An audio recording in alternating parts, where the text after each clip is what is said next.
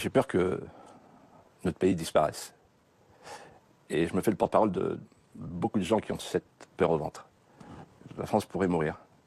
Et donc, si on veut que l'aventure ne finisse pas, il faut vraiment prendre des mesures. Philippe de Villiers, une figure emblématique de la politique française et fondateur du célèbre parc à thème historique Puy du Fou, a récemment fait une apparition remarquée sur BFM TV dans l'émission d'Apolline de Malherbe. Cette interview, diffusée le 10 avril 2021, a permis à de Villiers de partager ses réflexions sur divers sujets d'actualité, notamment la surveillance accrue de la société et la perte des libertés individuelles. Lors de cet entretien, Philippe de Villiers a exprimé ses inquiétudes quant à l'évolution de la société française. Il a évoqué une transition vers un modèle de surveillance généralisée où les libertés individuelles sont de plus en plus restreintes. Selon lui, cette tendance est préoccupante et nécessite une prise de conscience collective pour préserver les valeurs fondamentales de liberté et de démocratie. J'ai trouvé dans mon journal quotidien, Ouest France, un article intitulé « Le cerveau des Chiliens ne sera ni hacké ni manipulé. Le Chili pionnier en euro-droit ». Donc je lis l'article et je vois que le Chili a l'intention de faire entrer dans sa constitution, d'inscrire dans sa constitution la protection du cerveau des Chiliens. Et quand je lis ça, je me dis, mais qu'est-ce qui se passe? On parle de transhumanisme, on parle des GAFA. Je lis le livre d'Olivier Babot, remarquable, Le nouveau désordre numérique.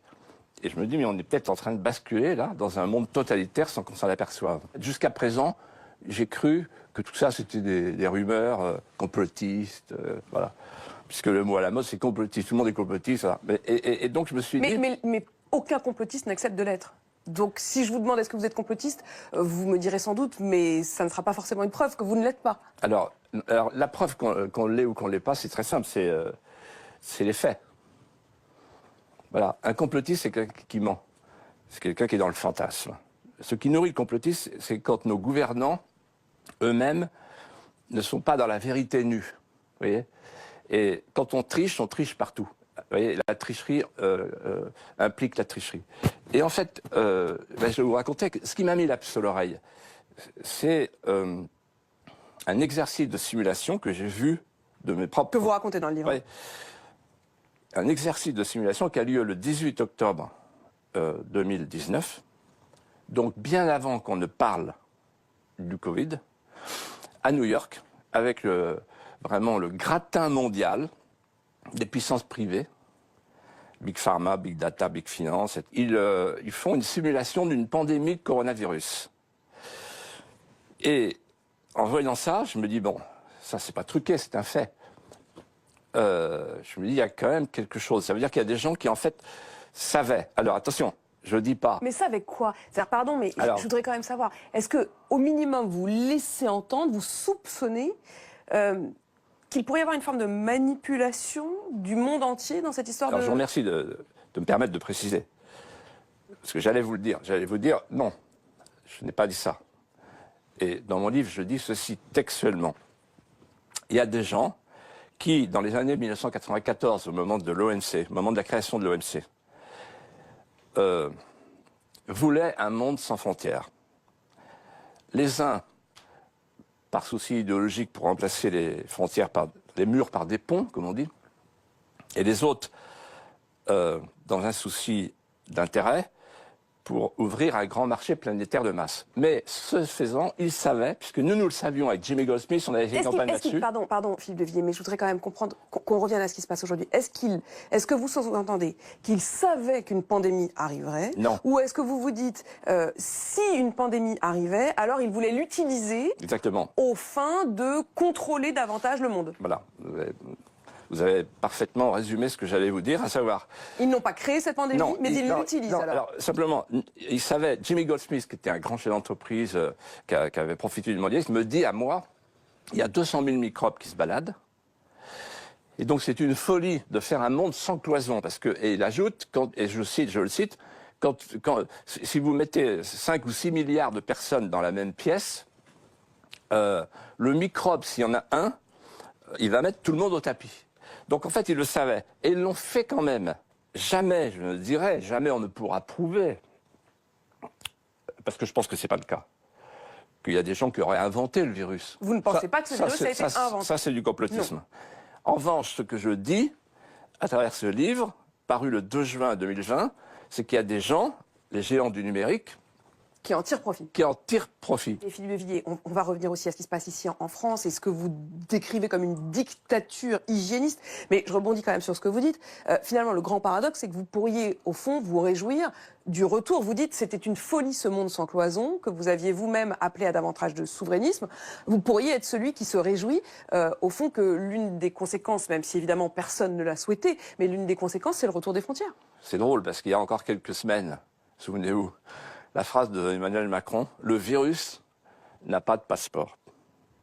Le problème, c'est que ceux qui ont le virus en ont un. Et donc, confinement, ça veut dire cum finis en latin, avec des frontières. Et donc, en fait, on a refusé la France par idéologie, Emmanuel Macron, par idéologie, on a refusé pendant des mois de fermer les frontières, puis on s'est aperçu que finalement, quand on ne fermait pas les frontières extérieures, il fallait fabriquer des frontières domestiques, c'est ce qu'on a fait. Donc, en fait, vous dites, on aurait pu éviter aux gens de rester chez eux si on avait fermé les frontières extérieures de la France ? Bien sûr, il y a des pays qui l'ont fait. Voilà. Petite parenthèse, je suis allé en Espagne il n'y a pas longtemps, il n'y a pas de frontières. Hein, c'est bon. Mais ça ne marche pas. Les pays dont vous parlez, pardon, quand même, mais les pays dont vous parlez, c'est des îles. C'est la Nouvelle-Zélande, c'est éventuellement l'Angleterre à un moment. Absolument, oui. C'est pas exactement notre cas quand même. Alors, les pays ont plus ou moins fermé leurs frontières. La Chine, par exemple, et tous les pays qui ont d'abord fermé leurs frontières en sont sortis les premiers. Et non, je crois que sur la question des frontières, c'est incontestable, puisque même aujourd'hui, Emmanuel Macron le oui, dit. aujourd'hui, tout le monde y va. Et tout le monde dit d'ailleurs, il y a un problème pour Schengen, etc.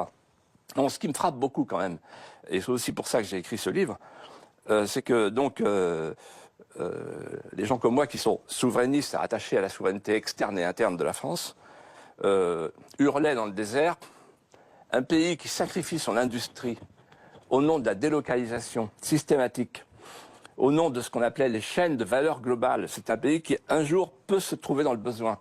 On disait ça, j'ai écrit, pas que moi, tant d'autres, beaucoup plus prestigieux que moi. On se moquait de nous. Ensuite, un pays qui ne pense plus à son indépendance fondamentale, vitale, ce que De Gaulle appelait les intérêts vitaux. C'est un pays, par exemple, qui ne fait plus rien pour sa recherche. Vous vous rendez compte que la France est le seul pays du Conseil de sécurité qui n'a pas trouvé son vaccin. Et donc, en fait, comme disait Pasqua, ce qu'une nation ne fait pas pour elle-même, personne ne le fera à sa place. Et tous les souverainistes de Chevènement à Séguin, on nous a mis hors du cercle de la raison, c'est la phrase d'Alain Minc, hors du cercle de la raison. À l'époque, on nous traitait déjà complotistes, et en fait, nous avions raison. C'est la pandémie qui nous donne raison. C'est-à-dire qu'il faut demain construire un nouveau monde fondé sur l'idée de souveraineté, sur l'idée des accords, des indépendances entre elles. Il ne s'agit pas de vivre tout seul à l'abri du monde, mais simplement de se dire, et c'est ce que ne fait pas Emmanuel Macron aujourd'hui, et c'est ce que je lui reproche, de se dire ce que la France ne fera pas pour elle, c'est pas l'Allemagne qui va le faire, c'est pas la Turquie qui va le faire, c'est pas les États-Unis qui vont le faire, c'est elle toute seule, elle, le peuple français. On a déshabitué le peuple français à l'idée de l'indépendance nationale. Sur la réponse française à la crise, qu'est-ce que vous auriez fait mieux? Une question d'abord sur les vaccins. Aujourd'hui, on a dépassé les 10 millions de Français qui ont reçu la première dose de vaccin. Est-ce que vous êtes favorable à cette vaccination large? Est-ce que c'est ça la solution? Est-ce qu'il aurait fallu aller plus vite, encore plus vite, ou est-ce que vous n'y croyez pas? Alors moi, je pense que le vaccin, il y a beaucoup de polémiques sur le vaccin. Moi, je n'entre pas dans les polémiques pour une raison simple, c'est un moindre mal. Et je réponds à votre question. C'était la seule solution. Vous êtes vacciné d'ailleurs? Comment? Vous êtes vacciné vous-même? Alors moi je ne suis pas vacciné pour une raison simple, c'est que j'ai eu le Covid. D'accord, donc vous n'avez pas besoin. Vous voulez que je vous dise par qui j'ai été soigné? Allez-y. Ah. Vous allez me le dire? Professeur Raoult. Vous avez été soigné par le professeur Raoult? Ça s'est très bien passé. Et je le remercie d'ailleurs. Je profite de l'écran. Vous avez été à Marseille ou vous avez été soigné à distance, par téléphone ou... Non mais attendez, c'est le concert entre... Non mais quitte à ce que vous nous disiez, dites-nous tout. Le colloque singulier entre le médecin et le malade. Voilà. Mais donc ça s'est très bien passé. Voilà. Et donc je ne vais pas me faire en plus un vaccin. Simplement, ce que je voulais vous dire, c'est la chose suivante. Vous avez reçu l'hydroxychloroquine, simplement, pour dire les choses. Non, mais j'ai été soigné par le professeur Raoult. Après, si lui veut vous dire ce qu'il m'a donné, voilà. Bah, lui ne me le dira pas en tant que médecin, mais un peu de Ricard aussi. Un peu de Ricard, ça fait du bien. Ça marche très bien. Ouais. Bon. Un pastis marseillais, je peux vous dire, c'est bon. Ça, c'est le moment où vous devenez fou du roi. Alors, attendez, je voudrais vous dire quelque chose là. Vous n'êtes pas vacciné, vous n'êtes pas contre le vaccin. Je ne sais pas si vous savez ce qui s'est passé. Vous n'êtes pas contre le vaccin, c'est ce que vous me disiez. Non, Emmanuel Macron. Là aussi, c'est un gros reproche que je lui fais. Il privilégie l'idéologie. Et en fait, je connais l'histoire par cœur. Et je ne risque pas d'être démenti. Il est allé voir Mme Merkel. Et il lui a dit, on va faire un coup. Comme pour l'emprunt, avec le processus Hamilton. On va confier à la Commission le soin de s'occuper du vaccin. Alors Merkel dit, bah oui, mais c'est pas du tout le job de la Commission, elle n'a pas la compétence santé. Ça fait rien. Parce que si jamais on réussit ce coup-là, c'est fabuleux pour l'Europe. Donc Merkel s'est laissée entraîner par Macron, et les voilà partis, et il confie à la Commission le soin de s'occuper du vaccin. C'est une catastrophe. Mais c'est pas tant une catastrophe, enfin, c'est une catastrophe. De toute façon, il faudra évidemment regarder à la fin. Regardez le monde autour de nous. Mais finalement, ça a été une catastrophe dans la lenteur. Mais aujourd'hui, le nombre de doses arrive malgré tout. Et il y a eu une forme de solidarité. Autant il n'y a pas eu de solidarité pour le reste, mais sur le vaccin, les Européens sont mis d'accord. Non, mais alors là, attendez. Regardez l'Angleterre. Boris Johnson. Le mec. C'est l'œil de lynx. C'est ça une nation. Israël, pareil. Bon, ils vont voir Pfizer, ils disent bon allez, on paye, hein, etc. Voilà, on discute et on paye. Voilà, parce qu'une nation, une vraie nation digne de ce nom, elle se démerde. Elle n'attend pas le voisin. On n'attend pas le voisin allemand. Bon, et même si on a de la sympathie pour le voisin allemand, parce qu'on est alliés, parce que c'est raisonnable de travailler ensemble, ben, quand il s'agit de sauver la peau d'un peuple, à ce moment-là, ben, on se débrouille. La pire des choses pour un homme politique, la pire des choses, le pire des vices, c'est la candeur. Parce que c'est le peuple qui la paye, cette candeur. C'est trop facile d'aller dans les médias et de dire oui, mais moi, je suis pacifique, moi, je suis pour l'union, le vivre ensemble, etc. Ouais, et puis ça se termine toujours très mal. Voilà. Ce qu'on demande à un homme politique, c'est la force de caractère, au nom de ce pourquoi il est fait, c'est-à-dire la défense du plus petit. Est-ce que vous avez l'impression qu'Emmanuel Macron a gouverné avec la peur ? Oui. Alors, oui, j'en ai souvent parlé.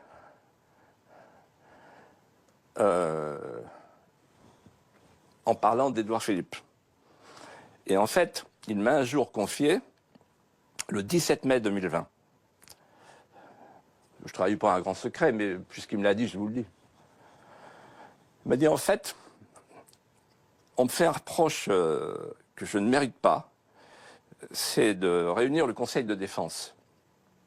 Parce que ce sont tous les ministres qui, en réalité, ne veulent plus prendre de décision dans leur ministère et qui ont compris que le Conseil de défense est un dôme immunitaire sur le plan juridique par rapport à leur risque pénal. Ce que d'ailleurs le Premier ministre aura l'honnêteté de confirmer, je crois, devant le Sénat ou l'Assemblée nationale, Édouard Philippe à l'époque. En d'autres termes, on paye au prix fort le sang contaminé. Mais pas que ça. C'est-à-dire qu'aujourd'hui, moi j'ai été président d'un conseil général, je sais ce que c'est, n'importe quel panneau de basket qui tombe, le maire, il est derrière. Et il a une responsabilité pénale. C'est épouvantable. Et en fait, la grande faute de Chirac, que Macron va reconnaître, c'est d'avoir mis dans la Constitution le principe de précaution. Parce que quand vous mettez dans la Constitution le principe de précaution, vous ne faites plus rien. Moi, quand j'ai créé le Puy du Fou, j'avais mis le principe de précaution, j'aurais jamais rien fait. Vous ne faites rien. Si vous êtes chef d'entreprise, là, aujourd'hui, que vous avez délocalisé, vous avez envie de revenir à l'appel de M. Bruno Le Maire, mais vous ne revenez pas. Parce que là, ils nous mettent un écocide maintenant, un délit d'écocide, les Khmers verts. Vous parlez des écologistes. Oui. C'est des Khmers verts? Oui. Je vais vous dire pourquoi c'est les Khmers verts. Ils ont 3 idées qui ressemblent aux Khmers verts, aux Khmers rouges, verts. Bon. La première, c'est décarboner. En supprimant le nucléaire, ça veut dire qu'on va avoir plus de carbone. Décarboner, ça veut dire on congèle tout. On n'a plus le droit de prendre sa voiture pour aller en ville. Tout le monde à vélo. Plus d'avions, évidemment, comme dit la dame de Poitiers. Deuxièmement, c'est décroître. Ça veut dire, par exemple, le délit d'écocide, moi, je connais 2 entrepreneurs chez moi là, qui disent on ne revient pas. Parce qu'avec leur délit d'écocide, on va se retrouver au tribunal. Et troisièmement, le plus important, Apolline de Malherbe, c'est transformer la France en un camp de rééducation permanente. La mosquée de Strasbourg, la cancel culture, le budget genré, le sapin de Noël. Enfin, on voit bien ce qu'ils veulent. Qu'est-ce qu'ils veulent? Ce qu'ils veulent, c'est changer. Pourquoi il y a une cohérence dans tout ça? Oui, il y a une cohérence dans tout ça. C'est détruire tout ce qui ressemble à l'ancienne société, la société de voisinage, la société du savoir-vivre, la société de la civilité française. Parce que le sapin de Noël, ça paraît tout bête, c'est un détail, c'est une erreur, c'est bon. Le sapin de Noël, ce qu'il faut rappeler, c'est que c'est donc le maire de Bordeaux qui a parlé du sapin de Noël qui traditionnellement ornait la place de la mairie comme d'un arbre mort et qui a préféré n'en pas en mettre cette année. Voilà, donc en fait, il faut raccorder ça au budget genré. Le budget genré, c'est la mairie de Lyon. Voilà, et en fait, ils veulent transformer la société. Mais vous savez, la première personne qui a fait le budget genré, c'est Margaret Thatcher. Oui. Margaret Thatcher, c'est pas forcément votre ennemi. Oui, je la connaissais très bien. Oui. Elle trouvait ça très intéressant comme idée, donc tout n'est peut-être pas à jeter. Philippe de Villiers, je voudrais revenir sur ce que vous disiez sur le risque pénal. Vous l'aviez évoqué sur le plateau de Routel Krief et je voudrais vous citer la réponse qu'Édouard Philippe vous fait dans son livre. Il publie ce livre dans lequel il revient sur le déconfinement, sur sa volonté de rouvrir notamment les parcs d'attractions en juin dernier. Et il dit « Colère du vicomte, colère contre la prudence, colère contre la technocratie, contre l'incompréhension crasse de ce qu'est la France profonde, la vraie France, la France éternelle, que lui, vous donc, que lui connaît, car lui y vit et lui en descend. » Et plus loin, Édouard Philippe écrit « Revendiquant par ailleurs et avec hauteur le respect des usages immémoriaux, mais faisant état sans vergogne, comme le premier plumitif venu de ses échanges avec le président de la République. » Qu'est-ce que vous lui répondez? Alors, je n'en veux pas du tout parce que c'est quelqu'un qui n'est pas désagréable. C'est un énarque. Comme vous? Oui. Et c'est pas forcément péjoratif. C'est-à-dire qu'il a un sens de l'État. Et en fait, là, il panique. Ce qu'il raconte, c'est sa panique parce que Macron, qui lui n'encourt pas le risque pénal, lui dit « bon, ça suffit maintenant, il faut ouvrir ». Et lui, il dit « attendez, vous me permettez, si on ouvre et que nous, on a un problème après, c'est nous qui allons en tôle ». Voilà la dialectique entre les deux hommes. Donc il y en a un qui, de toute façon, est protégé par sa fonction, l'immunité présidentielle, et l'autre qui n'est pas protégé. Et en fait, Emmanuel Macron me dit « vous devriez appeler Édouard Philippe ». Et Édouard Philippe, très gentiment, m'appelle, et il me fait comprendre, il me dit « c'est bien gentil tout ça, mais si jamais on a un problème, c'est nous qui allons déguster ». Voilà. Donc, voilà. Donc, Aujourd'hui, d'ailleurs, les parcs d'attractions de fête sont fermés. Voilà, absolument. Donc ça, vous l'acceptez? On est comme tous les Français, on est bâillonnés jusqu'au cou, on attend que la prochaine erreur. Il y a quand même une chose. Parce que, attendez, erreur, c'est-à-dire c'est-à-dire qu'en fait, moi je reproche 3 choses à Emmanuel Macron. Je le lui ai dit, donc la première, c'est d'avoir fait un confinement de masse et non pas tout de suite un confinement ciblé sur les personnes à risque et sur les zones à risque, comme on a fait après d'ailleurs. Mais si on l'avait fait plus tôt, je pense qu'on en serait sorti plus tôt. Ça veut dire que vous auriez pu être favorable à l'idée de confiner les personnes les plus vulnérables, notamment les personnes âgées? C'est évident que ceux qui... Je veux dire... Ils n'en voulaient pas, oui. Il y a eu beaucoup de voix qui se sont élevées pour le refuser. On dit aujourd'hui, oui, c'est un confinement moyenâgeux, le confinement de masse. En fait, au Moyen-Âge, j'ai regardé ça, il y avait la quarantaine et le lazaret, on confinait les mal portants, on confinait pas les bien portants. Mais les personnes âgées l'auraient vécu comme une forme de stigmatisation, tant pis. Alors, je ne dis pas les personnes âgées, je dis simplement que 80% enfin, les plus vulnérables, c'était les personnes âgées. Des personnes vulnérables sont des comorbidités. J'élargis votre question. Et donc, on pouvait très bien repérer les comorbidités, trouver un système qui aurait permis d'éviter la catastrophe. La deuxième chose que je reproche à Emmanuel Macron, elle est plus grave, c'est qu'il a transmis les pleins pouvoirs, comme on disait en 40, au maréchal Delfrécy, c'est-à-dire au biopouvoir. Aujourd'hui, c'est les médecins qui commandent. D'ailleurs, il en pâtit le premier. Non, mais Vous faites comme si c'était Pétain. Quand même, non mais Philippe de Villiers, vous savez très bien, vous maniez parfaitement l'histoire. C'est une expression. Vous jouez, oui, mais vous l'usez. C'est une expression qui a une vocation pédagogique. Oui, et d'ailleurs, la preuve, ça a très bien marché, parce que vous l'avez parfaitement. C'est de la provoque. Il y a de la provoque. Attendez, alors, troisièmement, je vais vous dire, là, et vous allez me dire si c'est de la provoque. Vous savez, il y a un livre de Wells sur les Morlocks et les Éloïs. Et il dit, Wells, les Morlocks, ils sont sous terre, ils ont tellement peur qu'ils viennent plus à la lumière, et ils travaillent pour les Éloïs, ceux qui sont dans la bonne aise, et qui, eux, bénéficient de la lumière. En d'autres termes, les non essentiels, et c'est ce que j'appelle le jour d'après. Le jour d'après, c'est un monde que dans vous lequel... redoutez, hein.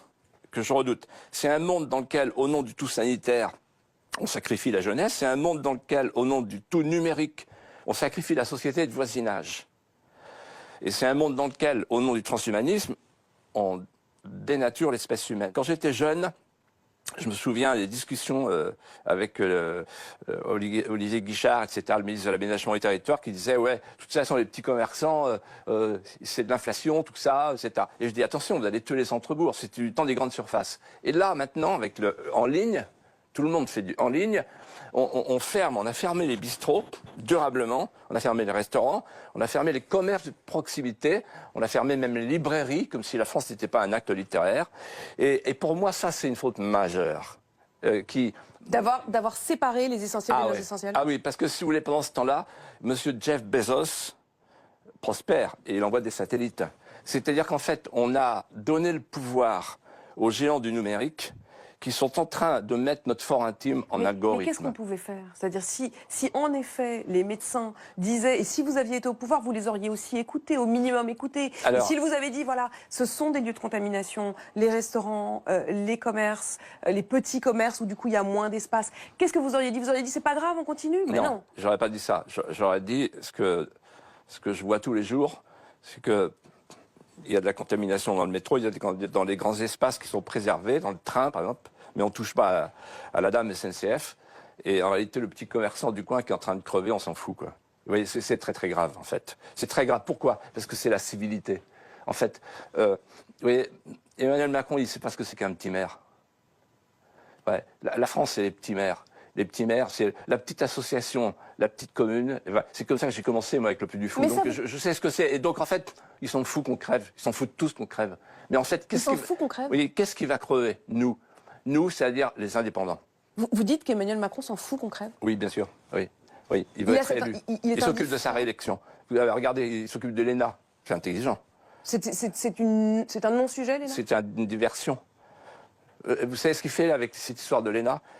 Il dit aux Français, je vous ai compris, haro sur les fonctionnaires. En fait, il leur donne la tête des fonctionnaires? Voilà. Il leur donne, en fait, il est comme un chef de guerre qui sacrifierait ses grenadiers voltigeurs pour gagner la guerre. Bon. Donc, en fait, là, si vous voulez, moi, je suis le premier critique sur l'ENA. J'ai écrit des pages sur l'École nationale de l'arrogance. Et vous êtes vous-même énarque? Alors, oui, j'en ai réchappé d'ailleurs, parce que j'ai fait l'ENA buissonnière, parce que c'est pendant l'ENA que j'ai fait le Puy du Fou. Donc, j'ai été un très mauvais élève. Bon. Mais attendez, Philippe de Villiers, je voudrais quand même qu'on s'arrête un instant sur ce que vous dites. Vous dites, en fait, en vrai, Emmanuel Macron s'en fout qu'on crève. Il ne pense qu'à sa réélection. Vous êtes d'une dureté à son endroit, alors que encore récemment, vous dîniez à sa table. Est-ce qu'il n'y a pas chez vous quand même quelque chose au minimum d'une forme d'ingratitude, peut-être même un peu chippie? Vous êtes un peu chippie. Alors, d'abord, moi je pense à tous les petits restaurateurs, tous les petits commerces de proximité qui ne vont pas se relever. Non mais bien sûr, je sais la gravité, je sais la gravité, et je ne minimise pas cette gravité. Je parle simplement de vous, Philippe de Villiers, qui allait dîner à l'Élysée et qui ensuite racontait et qui ensuite est si dur à son endroit. Attendez, donc vous changez de sujet là. Alors je vais vous répondre. C'est faire offense au président de la République que de croire qu'il achète le silence des gens. Je m'explique. Moi, quand on s'est rencontrés pour la première fois, c'est pas moi qui ai voulu le voir, c'est lui qui a voulu me voir. Bon, et je lui ai tout de suite dit, et Brigitte a tout de suite embrayé. Attention, on a rien... Autant vous le critiquez lui, autant elle continue à avoir à vos yeux vraiment... vous la préservez. Je leur ai dit, je vous préviens, vous n'arriverez jamais à me faire monter dans la bétaillère. Bon, d'abord, moi, je veux rien. C'est fini. J'ai tourné la page de toutes les envies. Et donc, vous n'avez rien à obtenir de moi en me proposant quelque chose. Et ensuite, moi, j'ai des convictions. Je me bats pour ces convictions. Donc, si vous me laissez tranquille, et si vous me laissez vous dire, tout pendant qu'on sera amis, tout ce que j'ai envie de vous dire, alors, ce sera une amitié dans la vérité. Ça a été le cas jusqu'à récemment. Vous racontez un dîner dans lequel, visiblement, oui, il a du mal à accepter que vous ne soyez pas d'accord. Oui, en fait, oui, enfin, c'est plus compliqué que ça. Ça a été mouvementé parce qu'à de nombreuses reprises, notamment au moment des Gilets jaunes, je lui ai dit, là, vous déconnez à plein tube, là, ça ne va pas du tout, quoi. Ça va pas du tout. Et là, il est en train de recommencer avec son histoire de climat, le référendum, bon, l'histoire de l'ENA, tout ça. Il ne sent pas le pays. Voyez. Et je vais vous dire une conversation essentielle où on s'est regardé dans les yeux tous les deux. Je lui ai dit, il me dit, qu'est-ce que doit faire le prochain président? Il venait d'être élu. Je réfléchis et je lui ai dit, voilà, il ne sera pas jugé par le peuple français sur ce qu'il aura changé, mais sur ce qu'il aura sauvé. C'est-à-dire les murs porteurs, l'autorité, la liberté, l'identité, la sécurité, la souveraineté. Et j'ai cru naïvement qu'il comprenait les murs porteurs. Or, 5 ans après, les murs porteurs sont effondrés. Il a laissé se déchirer les tissus conjonctifs de la France industrieuse. La Start-up Nation est en EHPAD. Et il a laissé se dresser un mur invisible entre deux sociétés, face à face, comme dirait Gérard Collomb. La société française, abîmée, qui s'abîme, qui se désagrège, et une contre-société, on parle beaucoup de la cancel culture, l'intersectionnalité, le décolonialisme, qui est en train de ressembler de plus en plus, là je sens que vous allez tomber à la renverse, mais tant pis, qui ressemble de plus en plus à un phénomène de colonisation. De colonisation? C'est-à-dire, nous serions, la France, le pays colonisé? Oui. Et quand j'écoute Assad Traoré, c'est ça qu'elle dit, en fait. En fait, elle dit, vous êtes... elle fait une analyse systémique, comme elle dit. Elle dit, vous êtes des colonisateurs, donc maintenant, on va vous faire rendre gorge à notre tour. Et en fait, c'est ça qui est en train de se préparer. L'islamo-gauchisme, etc., des universités. La vague qui monte... Et je vais être précis, c'est une colonisation de peuplement, en fait. C'est donc avec un différentiel démographique qui nous condamne à terme. C'est une colonisation de territoire, parce qu'il y a 200 ou 300 territoires français qui ne sont plus français. Et c'est une colonisation des esprits. Et ça, c'est le plus terrible. Attendez, la colonisation des esprits, je vais revenir là-dessus. C'est quoi la colonisation des esprits? Vous avez les assaillants qui exigent des assaillis de ne plus défendre le dépôt millénaire, le trésor moral de la France. De nous faire mettre un genou à terre. Et en face, vous avez quoi? Vous avez les bourgeois de Calais. Les bourgeois de Calais, un genou à terre, tête cendrée, robe de bure, et qui remettent le trousseau de craie. Et qui disent oui, on se repent, c'est épouvantable, on est un pays épouvantable, on ne va pas commémorer Napoléon, etc. Voilà. Et donc, en fait, mais bien sûr que si, vous voyez bien, regardez l'écriture inclusive, par exemple. On est en train de sacrifier notre langue parce qu'on a la trouille. Est-ce qu'on ne donne pas trop d'importance à tout ça? En fait, est-ce que la réalité, c'est que l'écriture... Est-ce que l'écriture inclusive, dont on parle beaucoup comme d'un étendard, est-ce qu'en fait, dans la réalité, ni vous ni moi ne l'utilisons, personne, en réalité, ne l'utilise, sauf une poignée de militants, et elle va peut-être même disparaître d'elle-même. Est-ce qu'il n'y a pas chez vous une façon d'agiter, justement, ce qui va faire peur? Oui, alors c'est drôle ce que vous dites, parce que quand j'ai commencé ma politique, on disait, mettons-vous parler d'immigration, mais il n'y a rien du tout. Voilà. Et après, on dit, mais non, c'est une chance pour la France. Bernard Stasi, c'est une chance pour la France. Ce sont des minorités, mais Lénine disait très bien. Et Gramsci aussi. Et moi, je sais. Parce que j'ai étudié Gramsci. Ce sont les minorités qui font l'histoire. C'est pour ça que c'est pas foutu. Parce que si, parmi les gens qui nous entendent, il y a des gens qui m'écoutent et qui se disent, putain, ce mec, il dit la vérité. Ben, on y va, quoi. Mais on va pas se laisser faire. On y va. Par exemple, moi, je suis ancien de Sciences Po. Je suis allé à Sciences Po récemment, j'ai pas pu rester. Je me suis fait virer. Manu Militari, physiquement. Vous avez été physiquement sorti? Physiquement sorti, oui. Au tourniquet, là, la porte-tambour. Oui, voilà. Et donc, et ça serait pareil si j'allais à l'université. C'est-à-dire que il y a des endroits où les Français ne peuvent plus aller. Philippe de Villiers, vous dites à un moment dans votre livre, peut-être que dans quelque temps, un livre comme celui-ci ne pourra même pas paraître. Oui. Est-ce que vous n'allez pas jusqu'à être un peu paranoïaque pour échauffer les esprits? Alors attendez, vous connaissez Sylviane Agacinski? Bien sûr, la femme de l'ancien Premier ministre Lionel Jospin, elle-même philosophe. Vous allez sans doute me parler de l'épisode où elle n'a pas pu aller faire sa conférence à l'université de Bordeaux. Voilà. Parce qu'elle voulait remettre en cause la PMA et la GPA. Est-ce que vous avez remarqué qu'aujourd'hui, avec le concept d'islamophobie, il faut être très prudent. Est-ce que vous avez remarqué aujourd'hui la judiciarisation de la vie politique française? Le risque pénal dont vous parliez tout à l'heure. Mais la judiciarisation, c'est-à-dire que là, je fais très attention à tout ce que je vous dis. Oh, pas très attention quand même. Hein? Faites pas très attention, non. Ah bon, vous trouvez? Non, je n'ai pas le sentiment en lisant votre livre que vous fassiez très attention. Et vous êtes toujours là. Et donc, au fond, vous êtes la preuve vivante qu'on peut dire des choses. Qu'on peut dire des choses qui sont parfois un peu de la provoque, qui sont parfois justes, qui sont, je vais vous dire, en tout cas, qui ne sont pas mainstream. Je peux vous dire que faites un petit sondage là, sur les gens qui entendent parler en ce moment de ce qu'on appelle la cancel culture. Vous vous rendez compte? La cancel culture, il faut que les gens comprennent ce que ça veut dire. Ça veut dire l'annulation. C'est-à-dire, je vais prendre un exemple. Attendez, je vais prendre un exemple parce que personne ne connaît. Vous savez que vous connaissez l'opéra. Bien sûr. Bon, l'opéra, c'est pas rien. Il y a un répertoire. Eh bien, en ce moment, la Bayadère et le Lac des Cygnes sont sur la sellette. Pourquoi? Parce qu'il y a un rapport qui a été confié au nouveau directeur. Et dans ce rapport, on dit non, mais c'est pas possible, les petits chaussons roses et la blanchité. C'est-à-dire qu'aujourd'hui, Apolline Malherbe, est-ce que vous vous rendez compte que on ne parle plus de la lutte des classes, on parle de la lutte des races. C'est-à-dire que ce sont ceux-là même qui ont créé SOS Racisme. Vous parlez carrément, Philippe de Villiers, d'un racisme élyséen à propos du comité Portrait de France qui a été chargé par Emmanuel Macron d'aider les élus à renouveler le nom des rues pour que ce nom des rues soit plus conforme à une société diverse. Vous parlez à ce propos, je vous cite, de racisme élyséen. Oui. Sauf que les propositions de rue, c'est notamment la rue Marius Trésor, la place Charles Aznavour, l'allée Lino Ventura. Est-ce que vraiment vous pouvez parler de racisme élyséen? Alors, ils sont sous-représentés. Attendez, vous allez comprendre ce que je veux dire.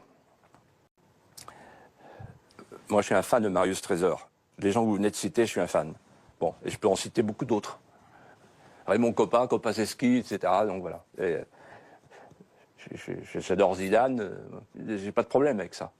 C'est Bainville, mon maître, grand historien, disait la France, c'est beaucoup mieux qu'une race, c'est une nation. Alors, tant mieux. Alors voilà, j'y arrive. Que, par exemple, on fasse une rue à Alexandre Dumas, parfait.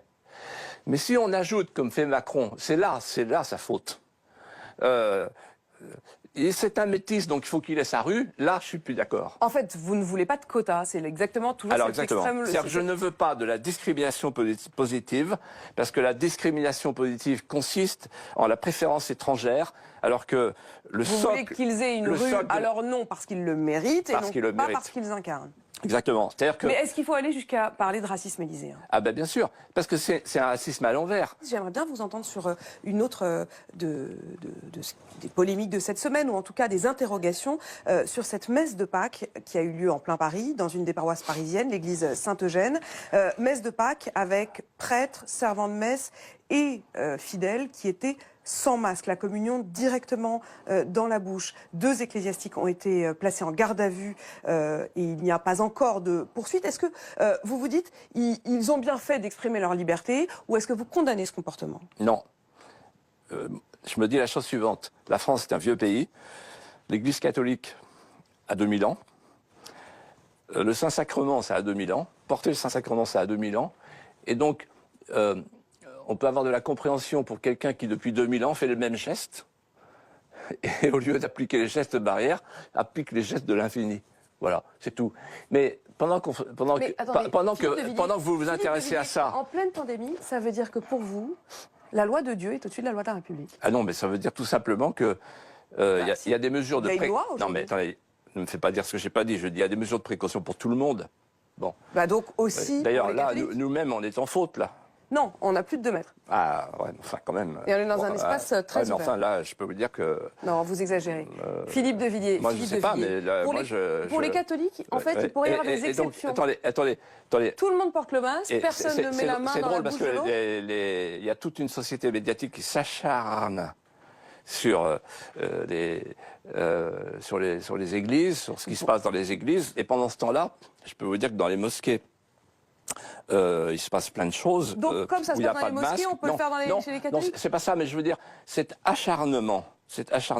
De ma part, vous ne pouvez franchement pas dire ça. Ben non, il n'y a pas d'acharnement. J'ai parlé tout autant du carnaval dans les rues de Marseille, des raves mais c'est comme l'affaire Chalençon. Intéressons-nous à des choses graves, sérieuses. Voilà. Et cherchons pas partout des boucs émissaires. Mais je vois quand même que pour eux, il y a une petite excuse quand même. Oui, je les comprends parce que c'est des gens qui tiennent debout la société, ce qu'il en reste. Voilà. De Villiers a également profité de cette occasion pour parler de son livre « Le jour d'après », publié chez Albin Michel. Cet ouvrage aborde les défis contemporains auxquels la société était confrontée et propose des perspectives pour l'avenir. Il y décrit une vision du monde post-pandémie où les enjeux économiques, sociaux et politiques sont réévalués à la lumière des événements récents. L'interview a été marquée par des échanges vifs et passionnés sur des thèmes politiques et sociaux. Philippe de Villiers a critiqué la gestion de la crise sanitaire par le gouvernement et a exprimé son scepticisme quant aux mesures prises pour contrôler la pandémie. Il a également abordé des sujets tels que l'immigration, la souveraineté nationale et la préservation de l'identité culturelle française. Apolline de Malherbe, connue pour son style d'interview incisif, a posé des questions directes et parfois provocatrices, ce qui a permis de mettre en lumière les positions tranchées de son invité. Les échanges ont été intenses, reflétant les préoccupations de Philippe de Villiers sur l'état actuel de la France et les défis à venir. En somme, cette interview a offert un aperçu des pensées et des convictions de Philippe de Villiers, tout en suscitant un débat sur des questions cruciales pour l'avenir de la société française. Si tu souhaites approfondir ce sujet, je te recommande de regarder l'interview complète disponible en ligne.